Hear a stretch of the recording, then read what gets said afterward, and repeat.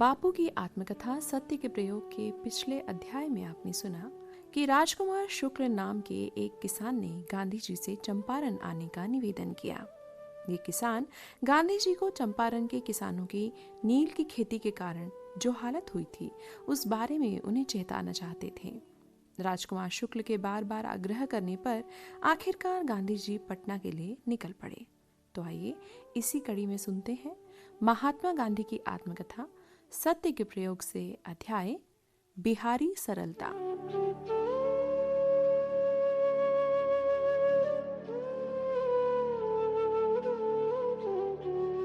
मौलाना मजहरुल हक और मोहनदास करमचंद गांधी एक समय लंदन में पढ़ते थे।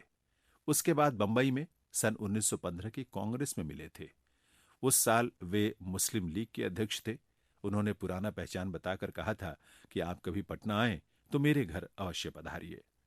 इस निमंत्रण के आधार पर मैंने उन्हें पत्र लिखा और अपना काम बतलाया। वे तुरंत अपनी मोटर लाए और मुझे अपने घर ले चलने का आग्रह किया। मैंने उनका आभार माना और उनसे कहा कि जिस जगह मुझे जाना है वहां के लिए पहली ट्रेन से रवाना कर दें। रेलवे गाइड से कुछ पता नहीं चल सकता था। उन्होंने राजकुमार शुक्ल से बात की और सुझाया कि पहले मुझे मुजफ्फरपुर जाना चाहिए। उसी दिन मुजफ्फरपुर की ट्रेन जाती थी। उन्होंने मुझे उसमें रवाना कर दिया। उन दिनों आचार्य कृपलानी मुजफ्फरपुर में ही रहते थे। मैं उन्हें जानता था। जब मैं हैदराबाद गया था तब उनके महान त्याग की, उनके जीवन की और उनके पैसे से चलने वाले आश्रम की बात डॉक्टर चोइथराम के मुंह से सुनी थी। वे मुजफ्फरपुर कॉलेज में प्रोफेसर थे। इस समय वे प्रोफेसरी छोड़ चुके थे। मैंने उन्हें तार किया। ट्रेन आधी रात को मुजफ्फरपुर पहुंचती थी। वे अपने शिष्यमंडल के साथ स्टेशन पर आए थे, पर उनके घर बार नहीं था। वे अध्यापक मलकानी के यहां रहते थे। मुझे उनके घर ले गए। मलकानी वहां के कॉलेज में प्रोफेसर थे। उस समय के वातावरण में सरकारी कॉलेज के प्रोफेसर का मुझे अपने यहां टिकाना असाधारण बात मानी जाएगी। कृपलानी जी ने बिहार की और उसमें भी तिरहुत विभाग की दीन दशा की बात की और मेरे काम की कठिनाई की कल्पना दी। कृपलानी जी ने बिहार वालों के साथ घनिष्ठ संबंध जोड़ लिया था। उन्होंने उन लोगों से मेरे काम का जिक्र कर रखा था। सवेरे वकीलों का एक छोटा सा दल मेरे पास आया। उनमें रामनवमी प्रसाद मुझे याद रह गए हैं। उन्होंने अपने आग्रह से मेरा ध्यान आकर्षित किया था।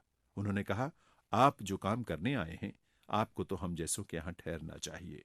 गया बाबू यहां के प्रसिद्ध वकील हैं। उनकी ओर से मैं आग्रह करता हूं कि आप उनके घर ठहरिए। हम सब सरकार से डरते जरूर हैं, लेकिन हमसे जितनी बनेगी उतनी मदद हम आपकी करेंगे। राजकुमार शुक्ल की बहुत सी बातें सच हैं। दुख इस बात का है कि आज हमारे नेता यहां नहीं हैं। बाबू ब्रजकिशोर प्रसाद और राजेंद्र प्रसाद को मैंने तार किए हैं। दोनों तुरंत यहां आ जाएंगे और आपको पूरी जानकारी व मदद दे सकेंगे। मेहरबानी करके आप गया बाबू के यहां चलिए। इस भाषण से मैं ललचाया। इस डर से कि कहीं मुझे अपने घर में ठहराने से गया बाबू कठिनाई में न पड़ जाएं, मुझे संकोच हो रहा था। पर गया बाबू ने मुझे निश्चिंत कर दिया। मैं गया बाबू के घर गया। उन्होंने और उनके परिवार वालों ने मुझे अपने प्रेम से सराबोर कर दिया। ब्रजकिशोर बाबू दरभंगा से आए। राजेंद्र बाबू पुरी से आए। यहां जिन्हें देखा वे लखनऊ वाले ब्रजकिशोर प्रसाद नहीं थे। उनमें बिहारवासी की नम्रता, सादगी, भलमनसी, असाधारण श्रद्धा देखकर मेरा हृदय हर्ष से छलक उठा। बिहार के वकील मंडल का आदर भाव देखकर मुझे सारंत आश्चर्य हुआ। इस मंडल के और मेरे बीच जीवन भर की गांठ बंध गई। ब्रजकिशोर बाबू ने मुझे सारी हकीकत की जानकारी दी। वे गरीब किसानों के लिए मुकदमे लड़ते थे। ऐसे 2 मुकदमे चल रहे थे। इस तरह मुकदमों की पैरवी करके वे थोड़ा व्यक्तिगत आश्वासन प्राप्त कर लिया करते थे। कभी कभी उसमें विफल भी हो जाते थे। इन भोले किसानों से फीस तो वो लेते ही थे। त्यागी होते हुए भी ब्रजकिशोर बाबू अथवा राजेंद्र बाबू मेहनताना लेने में कभी संकोच नहीं करते थे। उनकी दलील ये थी कि पेशे के काम में मेहनताना न लें तो उनका घर खर्च कैसे चले, और वे लोगों की मदद भी नहीं कर सकते। उनके मेहनताने के और बंगाल तथा बिहार के बैरिस्टरों को दिए जाने वाले मेहनताने की कल्पना में न आ सकने वाले आंकड़े सुनकर मेरा दम घुटने लगा। साहब को हमने ओपिनियन यानी सम्मति के लिए 10,000 रुपए दिए। हजारों के सिवा तो मैंने बात ही नहीं सुनी। इस मित्र मंडली ने इस विषय में मेरा मीठा उलाहना प्रेम पूर्वक सुन लिया। उसका उन्होंने गलत अर्थ नहीं लगाया। मैंने कहा, इन मुकदमों को पढ़ जाने के बाद मेरी राय तो ये बनी है कि अब हमें मुकदमे लड़ना बंद ही कर देना चाहिए। ऐसे मुकदमों से लाभ बहुत कम होता है। यहां रैयत इतनी कुचली गई है, जहां सब इतने भयभीत रहते हैं, वहां कचहरियों की मार्फत थोड़ा ही इलाज हो सकता है। लोगों के लिए सच्ची दवा तो उनके डर को भगाना है। जब तक ये 3 कठिया प्रथा रद्द न हो, तब तक हम चैन से बैठ नहीं सकते। मैं तो 2 दिन में जितना देखा जा सके उतना देखने आया हूं, लेकिन अब देख रहा हूं कि यह काम तो 2 वर्ष भी ले सकता है। इतना समय भी लगे तो मैं देने को तैयार हूं। मुझे तो यह सूझ रहा है कि इस काम के लिए क्या करना चाहिए, लेकिन इसमें आपकी मदद जरूरी है। ब्रजकिशोर बाबू को मैंने बहुत ठंडे दिमाग का पाया। उन्होंने शांति से उत्तर दिया, हमसे जो मदद बनेगी हम देंगे, लेकिन हमें समझाइए कि आप किस प्रकार की मदद चाहते हैं। इस बातचीत में हमने सारी रात बिता दी। मैंने कहा, मुझे आपकी वकालत की शक्ति का कम ही उपयोग होगा। आपके समान लोगों से तो मैं लेखक और दुभाषी का काम लेना चाहूंगा। मैं देखता हूं कि इसमें जेल भी जाना पड़ सकता है। मैं इसे पसंद करूंगा कि आप ये जोखिम उठाएं, पर आप उसे उठाना ना चाहें तो भले ना उठाएं।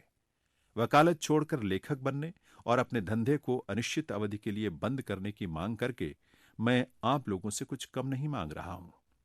यहां की हिंदी बोली समझने में मुझे कठिनाई होती है। कागज पत्र सब कैथी या उर्दू में लिखे होते हैं, जिन्हें मैं नहीं पढ़ सकता। इनके तर्जुमे की मैं आपसे आशा रखता हूं। ये काम पैसे देकर कराना हमारे बस का नहीं है। ये सब सेवा भाव से और बिना पैसे के होना चाहिए। ब्रजकिशोर बाबू समझ गए, किंतु उन्होंने मुझसे और अपने साथियों से जिरह शुरू की। मेरी बातों के फलितार्थ पूछे। मेरे अनुमान के अनुसार वकीलों को किस हद तक त्याग करना चाहिए, कितनों की आवश्यकता, थोड़े थोड़े लोग थोड़ी थोड़ी मुद्दत के लिए आवें तो काम चलेगा या नहीं, इत्यादि प्रश्न मुझसे पूछे। वकीलों से उन्होंने पूछा कि वे कितना त्याग कर सकते हैं। अंत में उन्होंने अपना यह निश्चय प्रकट किया, हम इतने लोग आप जो काम हमें सौंपेंगे वो कर देने के लिए तैयार रहेंगे। इनमें से जितनों को आप जिस समय चाहेंगे उतने आपके पास रहेंगे। जेल जाने की बात नहीं है, उसके लिए हम शक्ति संचय करने की कोशिश करेंगे।